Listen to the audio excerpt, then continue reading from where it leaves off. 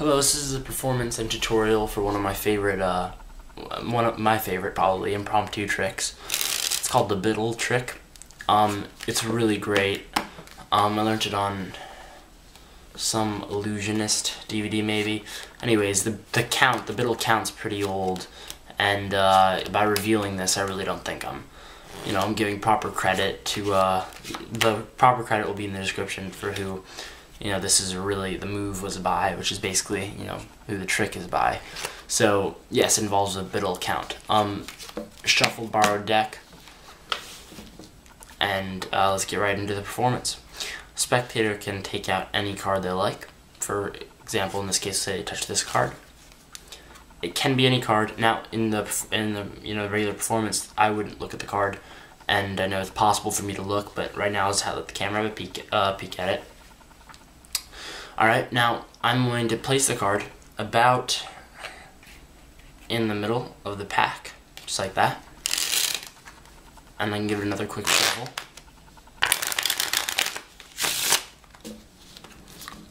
Now, I don't think your card's in the bottom half, alright? So I'll take the bottom half, and I will set it down right there on the table, for now. I do think your card's in the top half, alright? But I think your card's actually in one of the top 5 of the packet. And that's 5. 1, 2, 3, 4, and 5 cards. So I'm going to go through these face-up cards, and if the spectator sees your card, they can tell me after I'm done. I don't want to know which the spectator's card is. I just want to know if it's in this packet after I'm done. Okay, so I'll go through these one by one. There's one, this is the second one, there's the third one, there's the fourth one, there's the 5th one. Alright, now I'd ask the spectator, is your card in this packet? Did you see it? And they would say, yes. So let's recount that. It's 1, 2, 3, and 4, and 5 cards. Here's the cool part. All I have to do is give it a little turn, another little turn, and snap. And actually, 5 turns to 4. And 1 card is actually gone. And ask the spectator, do you see your card here? Say no, and they can examine these. Alright, so we'll put those aside. And we'll go back to the deck, which I put down a minute ago. Nothing. And you can even have the spectators pick up the deck and spread through, face down. And there, face up in the middle, is the spectator's selected card. That's a performance. And on to the tutorial. This is a tutorial for the performance, for the Biddle trick. So, like I said, in the performance, shuffled deck, and any card is selected by a spectator. You can have them select the card any way you want, as long as they pick a random card, and they know it's random. They look at it, you don't want to see it, alright? But in this case, for demonstrational purposes, we have the 7 of spades, okay? So what happens now is you need to control this card second from the top, so it's right here. In the performance, I use the Marlowe tilt, catch a break, and you really just put it in. I'm not going to go into detail on the Marlowe tilt because there are a billion performances on YouTube of it. So have a spectator select the card and control it second from the top however you like. Really however you like. Okay, so, and you can do a shuffle, a cut, a few false cuts, really whatever you please, as long as you keep it for second from the top. Okay? Now, you're going to, as in the exact same as the performance, you're going to say, alright, I don't think it's in the bottom half. You can make up your own pattern. Mine is kind of just impromptu pattern. You say, I do think it's in the top half. Not only that, I think it's in the top 5 cards.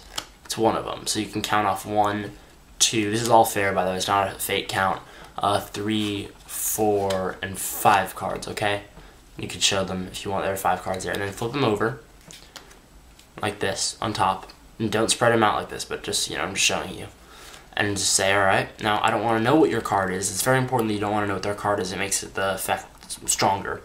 You say, I'm going to go through these 5 cards, and once I'm done going through this packet, you can tell me if your card is in this packet or not. So here's the count.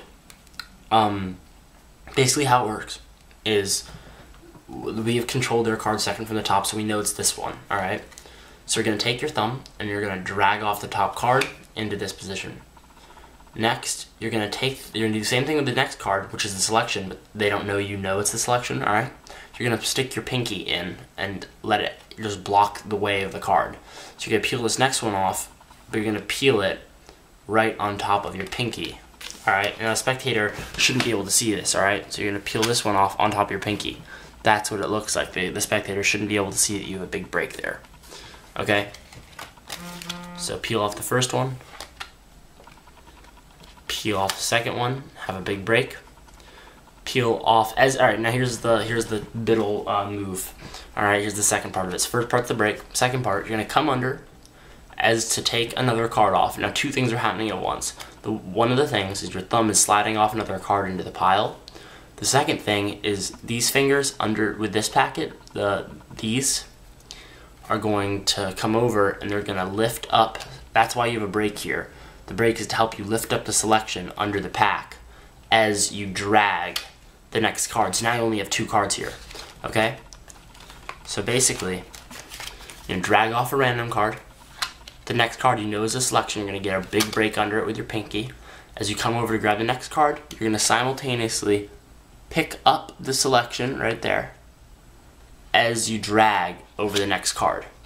One thing you don't want to do, really one of the only things you don't want to do, is a flash. Here, I'll show you where.